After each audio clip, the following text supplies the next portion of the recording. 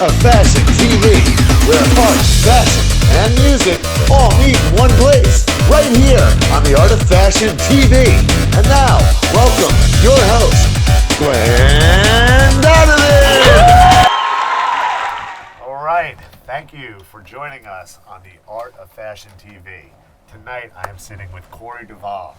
And Cory's been in a couple movies. I think you've heard of it. Terrifier and Terrifier 2. So, Cory, thanks for joining me tonight. Wow, Terrifier 2 blowing up this week. Beyond blowing up. This thing is a juggernaut. We got a lot of excitement around this movie. There must be something to it if it's you're getting this buzz around. What's going on? I mean, if you want to know what's to it, it's not just people. You've heard the stories, okay? People have vomited. People have passed out. I've heard that. I mean, okay. Wow, people like passing out in the theater. Wow. And ambulances were called. Okay, now listen. In a lot of films, we were speaking before. I was telling you, look, there's movies where they pulled up ambulances for the publicity. Right. This was real. Yeah. There's stuff people in here. Were really going and Yeah. getting physically ill from watching. Yeah. There's stuff in there. You gotta watch it then. But it's fun. It's so fun. It's a fun movie. And you get, like I was telling you earlier, I was like, going, this movie is the kind of movie where you get that same feeling, that same thing you had in the 80s when you went to see a horror film, and it's the popcorn and everything, and then you're talking to everybody about it, and the audience is there freaking out. Yeah. So That's all there. It has that factor. You will have, if you go to the theater and watch Terrifier, you will get that. And you'll go, I want to start going back to the movies. That's what Terrifier did. That's why they're trying to nominate it for an Oscar. People think that's a joke, but it's like, look, Terrifier 2 got people back into the theaters. Yeah. Last Top Gun got people into the theaters. That's a major accomplishment right now. Yeah. So I Isn't mean, it? yeah, absolutely. I mean, for Terrifier 2 to get an Oscar nomination, I mean, horror movie, splatter, gore and stuff, and now you're getting I don't know who nominated it. Well, that doesn't matter. It's nominated. Hey, it's nominated. I'll take it. I'll work with it. Hey, you know what? I have full support, 100%. Yeah. Because why not? If it's fun and it's getting people, and listen, if Terrifier 2 got nominated for the Oscars, a lot of people are going to watch because everybody's watching it. I don't know one person that I know now, everybody wants to see Terrifier 2. Yeah, I'm one of them. I'm definitely going to be on my list of things. Was it any different between filming the first Terrifier and Terrifier 2? Was there any differences in the production, or was it kind of like a rollover and just a continuation? Well, money, okay. The money in the first one was, I would say, was less, but I only worked on a few days. I ended up playing the coroner. The director said, "Hey, I like this guy. There's a wisecracking coroner. I'm going to put this guy in." He saw some dailies that I did from another film, from another director friend of his, Kamal Ahmed, did The Martyr Maker. And so when I went in there, I was like, well, okay, and it was in Staten Island at a real morgue. Mm-hmm. That facility you see with the hallway we were just talking about, that's real. That's a real place. And where they do the body, that place where I was at, they really do that stuff there. Right. And I tell you, the second one, bigger budget, but it's the same team. And the team is, what's the thing, is the team is super professional, super tight. High level like that direction, so you're not kind of scratching your head where we're going. That sounds like they have like that vision. Yeah. The director, Damien Leone. Right. He said that he's kind of has a very focused vision on. He doesn't want to settle. Wants. He doesn't want to settle, which is great. And he wants what he wants. And then at the same time, he'll let you play around with stuff because there's time. And he's like, hey, do that. I gave him an idea. And he, it's like, hey, we're sitting here, everything's here. We want to try it this way, funny, and so he's game with that too, because we're actors, we're funny. David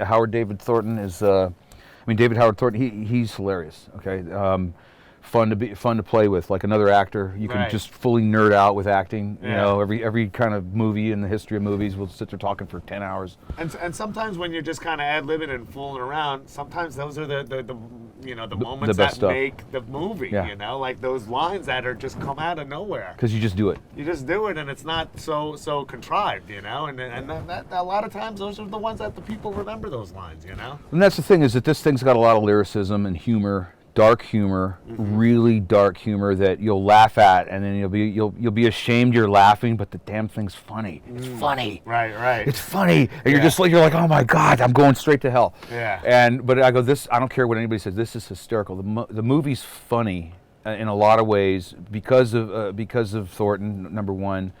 That if you ever sit with him, that guy can do every impression. You just name him and he can do them, one after another. It's great. He's physical comedy, physical movement, all that stuff. He's very, very highly tuned guy for that. And, nice. That's who you want to be working with. Yeah, kind of, real cool guy. Yeah. And so that was what I ended up actually having to work with him. He's the clown. I had to work with him each time specifically. There's other cast of people. I was like, I have no idea who we didn't know who each other were, but. This last, I kept telling everybody, I go, I saw stuff from Terrifier 2, just some of the dailies in advance, and I'm like, this thing's going to be huge. Yeah. Well, it's going to be huge. It's definitely blowing up. I mean, every time I turn, on my phone and scrolling through, Terrifier 2, Right. So it's getting a lot of publicity. You just get on Google just to look up anything, and you see like Terrifier 2. Yeah. People are throwing up. Yeah, that's awesome. Australia's warning their citizens about like Terrifier you 2. might want to watch it. I don't know if you want to watch this. Well, speaking of watching it, why don't we take a look at a clip? Is that okay? We'll take Absolutely, a quick look. 100%. All right, let's take a look at Terrifier 2 with Cory Duval.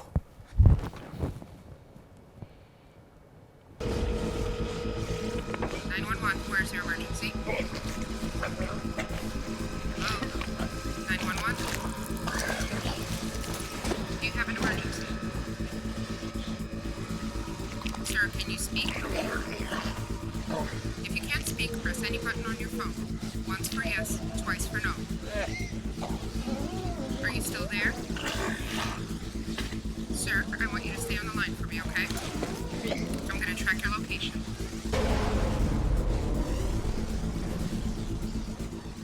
All right. Wow. That was pretty cool. So that morgue was creepy as. In real life, it's creepy. I mean, it's so like. You just, There were stains. Oh, Stains. like right? stains. Stains. Those are real stains too. Yeah, so it's real. Anyway, long story short, that's where the first movie the second movie picks up right then, because the Right. fans, I don't know if you know horror fans. Yes. They are rabid. They are Yes. dedicated. They don't miss anything. Every little detail of everything. Right. They get it, and they're like, why didn't you kill him more? Why didn't you kill the coroner? Like, he's cool, but I want him. You gotta get him. We got. I mean, gotta kill him. What are we waiting for? and here? so the first movie starts with that scene. Tell us a little bit about the role that you're playing in here. You play a coroner in the movie, right? It's the coroner, and the coroner is now receiving the bodies of And the victims. because this has been going around. Everybody's hearing about all these crazy murders and the clown and all that stuff, and then he realizes, wait, the clown is also there. The clown is like, we got these bodies that they rolled into the morgue, and there's also the clown is now here. And that's when you realize that the clown is supernatural, that there's some kind of supernatural force involved, and that's just something more.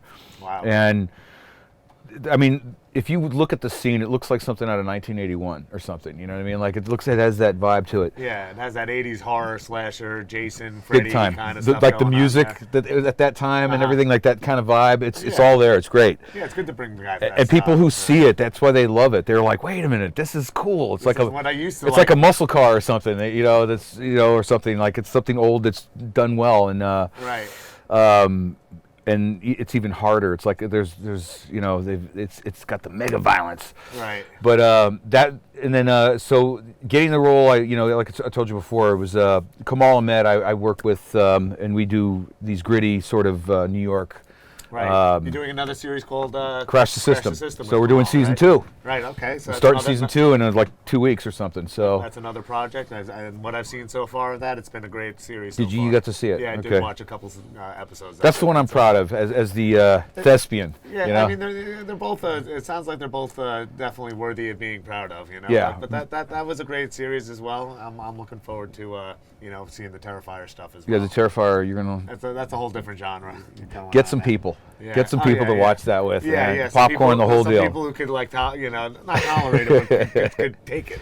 Yeah. Sit through it. They'll live. Listen, Yeah. they'll live through it. I got a couple of slasher fans. But at the end of it, it was like a release. It was like, God, that was fun. Yeah. That was the thing about that. And but the Terrifier 1 was the character was just a coroner, just kind of a burned out guy. You can tell he's been there forever.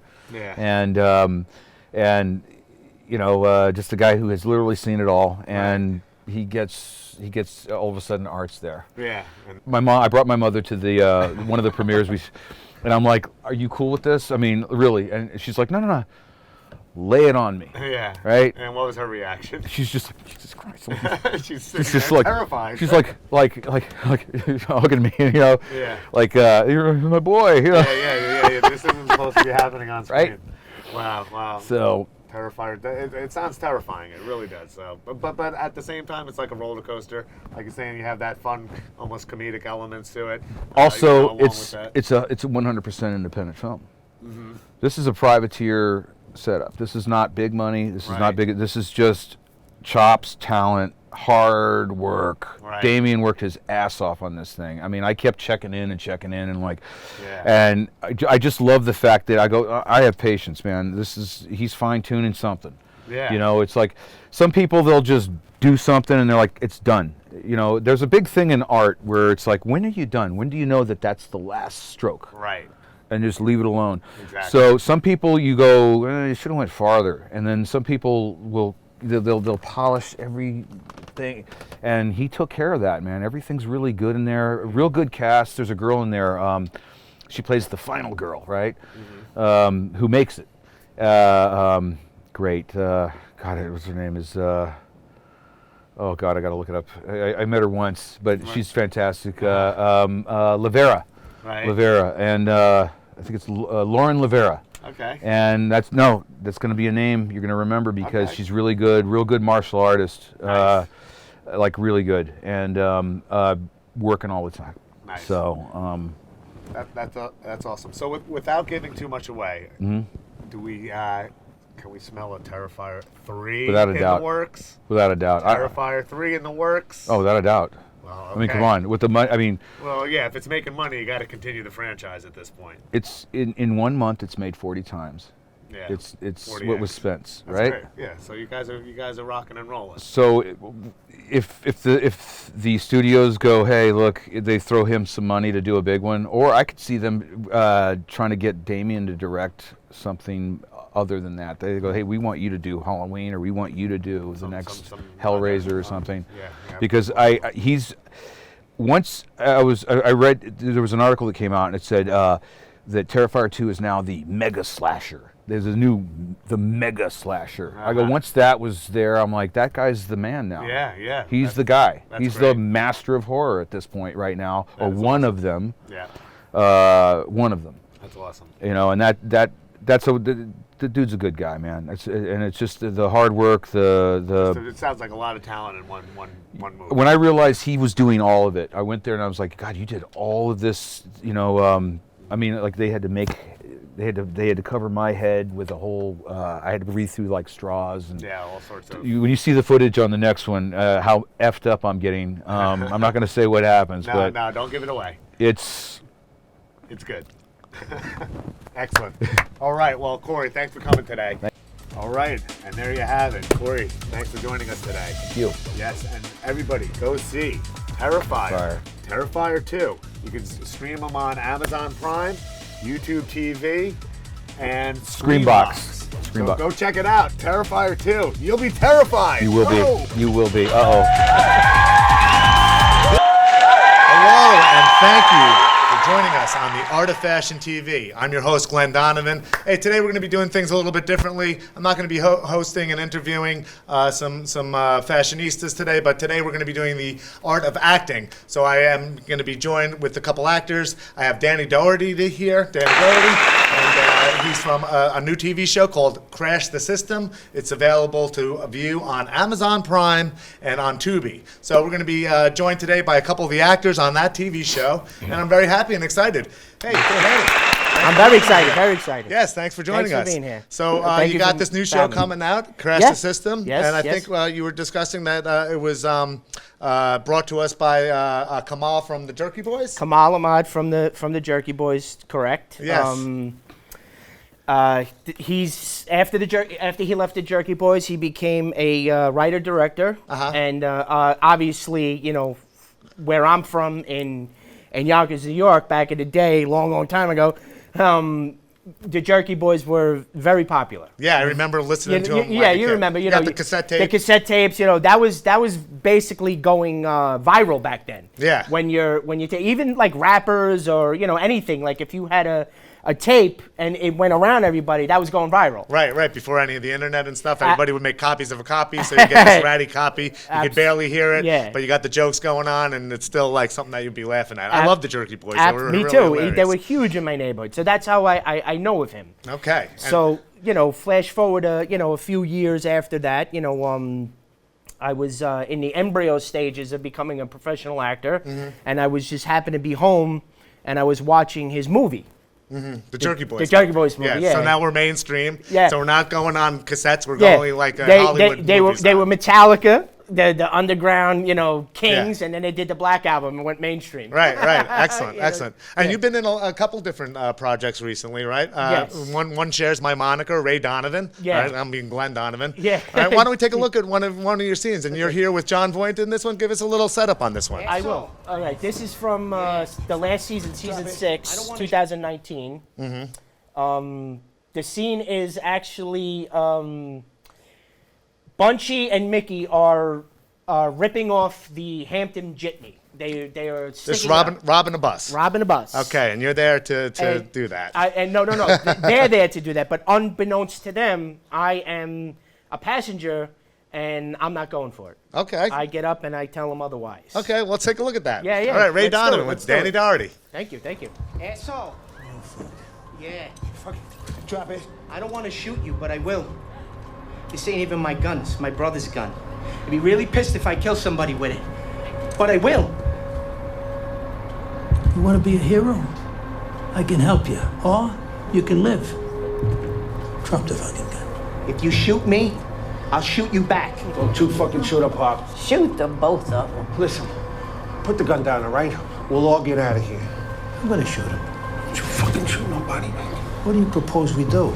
Leave the shit and get off the bus. No can do, Junior. Let's go. I was scared, man.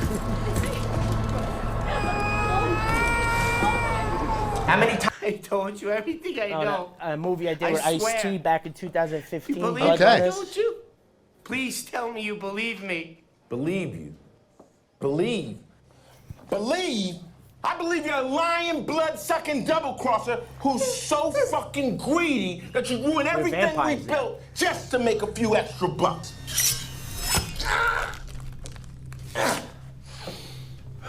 What did you do that for? He was out of fingers. Come on. So yeah, I mean that was some good, great, a couple good clips, some of the stuff that you've been in, and very exciting. So I mean, it must be exciting to be working with like some really like A-listers. You got John Voight over there. It's amazing. If John Voight comes over to you and he says, "Oh, you do pretty good over here," like how'd you get so good? What is that something that he would approach to you or something? I got a funny story about that. Yeah. When we were on the set. I was there for a week back in, I believe it was the summer of 2019. And I think this was like the second day. So we're in the makeup trailer. He's getting his makeup, I'm getting mine. Yeah. Something similar to this. A chair was sitting there, and the music is on. We're laughing. And he goes, you're a real talented guy. He goes, where did you study? And I look over, and I said, study? I watched Columbo.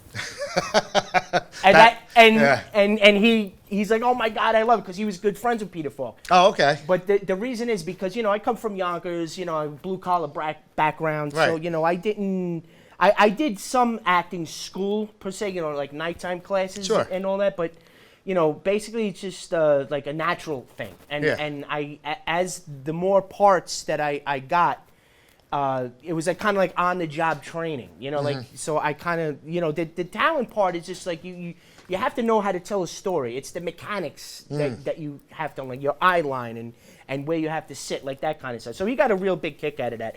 And and going back to what you said, I'm just a regular kid. I started my first foray into show business, so to say, was I was a breakdancer.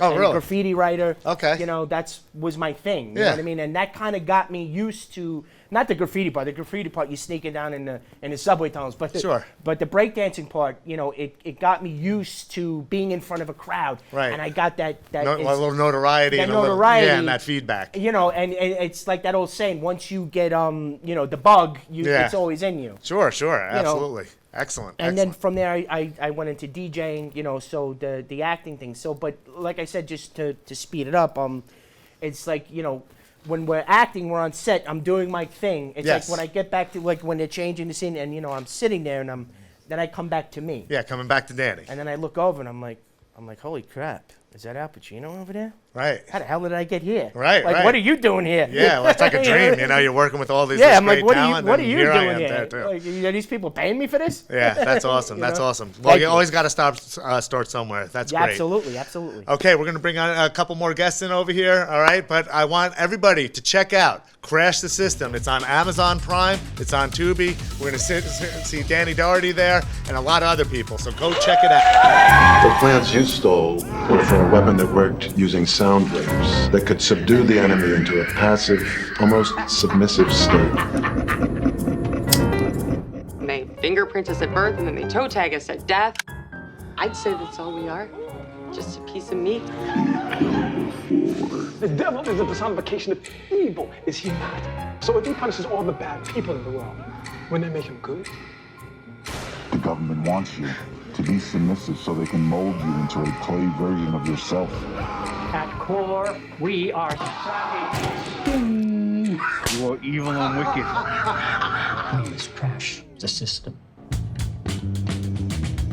Look, you can't bullshit a bullshitter.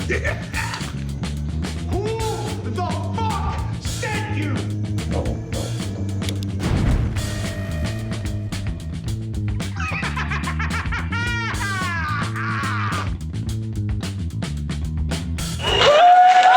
All right. Thank you and welcome back to the Art of Fashion TV. And in the studio, I have with me Cory Duval, Kathleen Wills, Stuart Rudin, and also joining us by Zoom, Joe Daniel, Molly Esther Wilson, and James Lawrence, also known as the cast to Crash the System, a brand new show that's highly rated, available to view on Amazon Prime and Tubi. Hey guys, welcome. Thank you so much for joining us today. All right, Joe, thank you for joining us. Tell us a little bit about your role on the show and maybe how you met the producer, Kamal. Can you do that for us? Yes. So I play Gemini, and Gemini is somewhat of like a complex, multi-personality, lost soul. Very scary. But he's got a lot of layers, and I hope those layers are. Let me not give you too much information. It seems like it's hard not to give too much information. That's the thing, we can't give anything away. There's lots of layers and lots of info we don't want to give away. Yeah, I think we're going to explore them hopefully in the near future. But Kamal, so I met Kamal in Los Angeles back in 2012. And when I came back to New York City, he had given me a call and he offered me a small role in his film called Laugh, Kill a Laugh. Mm-hmm. And we formed a friendship as well as a working relationship. And I tell you, like, the guy is a genius, when directing, his writing. And I thank him for giving me the opportunity across the board because, he really trusted me with this character. Mm-hmm. And the funny thing about it, and I was about 2 months before we started shooting, he had given me a call, and I was walking out of my neurosurgeon's office, and I just right before that, I think about 2 weeks before that, I had brain surgery. Oh my goodness! And yes, and he had called me up, and he's like, "Hey, I got a part for you, and what do you think?" And I was like, I just want to let you know, I just had brain surgery about 2 weeks ago, and I want the part, and if you trust me, I'll make it happen. And he was like, I got to think about this. And I was like, dude, I can do it.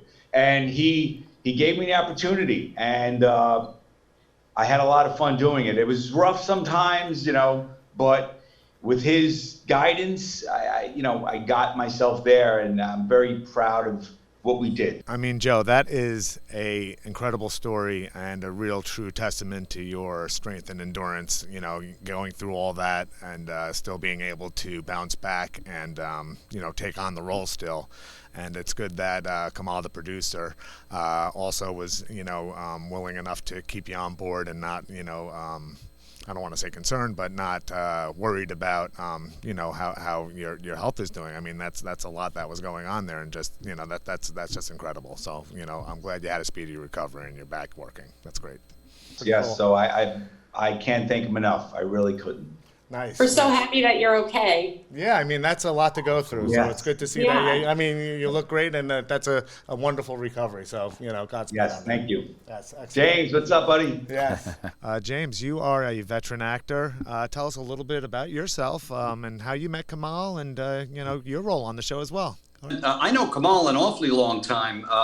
We worked on a film together back in the 90s called The Jerky Boys. I've heard of that one. Oh, yes. I remember playing the cassette tapes in like my, you know, my Toyota Corolla back in, I don't know, late 80s, early 90s. Laughing my ass off. We formed a friendship just like he did with Joe, and through the years, you know, we've worked on different things, and he gave me an opportunity to do something a lot different than I normally get a chance to. I would never get a role like this in you know, like a commercial project, as they say. So I'm very grateful for that opportunity. Excellent. And tell us a little bit about the role that you're playing on the show. Interesting character. His name is Darren, and I don't know how to really describe it, except that he's being manipulated by outside sources through his television and through the radio, and he's sort of being used to commit a murder, to murder a scientist. Right. And we don't want to give too much away. What's that? We don't want to give too much away. Well, it wasn't the brother that committed the murder; it was the uncle. Please watch Crash the System on Amazon Prime and Tubi. And I want to thank everybody again for coming. It was a great time. I'm glad you took some time out to come and visit me. And we're going to check out that show right away. All right, excellent. Thank you very much. Greetings to all you sheeple that live in the Meadowbrook of life. I am the savior of all of you. We live in a system. It's called society. Within the society, it has its checks and balances to keep the people in place. The system likes law and order because that's what they've been told to like by the system. That's what the true nature of religion is. To set these rules in a celestial tone, then have the system extend them to an earthly tone. But has anyone ever asked themselves, what would happen if the system was crashed? If we just said, we don't need you. Most would think anarchy would take over and people would lose their life, property, and freedom. People think this way because the system made them believe this. Made them believe all humanity is evil and violent if law and order were to collapse. But this law and order was brought on by the people who want to control the world and keep the people in the dark. They want to control our true nature and destroy the earth for money. They want to extract every last ounce of silver, gold, platinum, and oil from the ground till we're a barren wasteland. You see this guy? You may not know who he is, but pretty soon after my work you will, by attacking low and working your way to the top. I do this because it all has to stop, and I will do my best to crash the system. This is Gemini. Peace out, brothers and sisters.